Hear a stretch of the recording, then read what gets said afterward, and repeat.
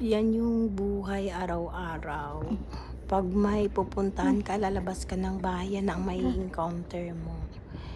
Masarap lang sabihin na nasa abroad, nasa Oh my Canada ka, goodness. pero hindi nila alam ang hirap, ang ganda tingnan ng snow, pero pag makapal na ng snow, ayan, nakikita nyo ang puti ng mundo, ang puti ng kalsada, pati mga sasakyan, pumuputi dahil sa snow. Ang hirap, ang hirap. Lalo na pag medyo nag-aano na yung kulay ng snow, yung parang natutunaw, madudulas ka talaga.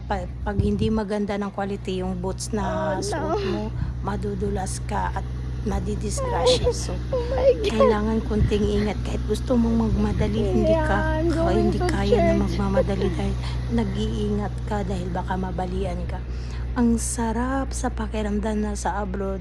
Ang sarap ng pakiramdam na sinasabi mo na sa Japan, nasa Canada ka. Pero tingnan nyo ang paligid, tingnan nyo ang snow, ang kapal, ang hirap. Princess Sarah, that's you. Ano ng paa, ang sakit sa katawan, sa balat kasi nga malamig.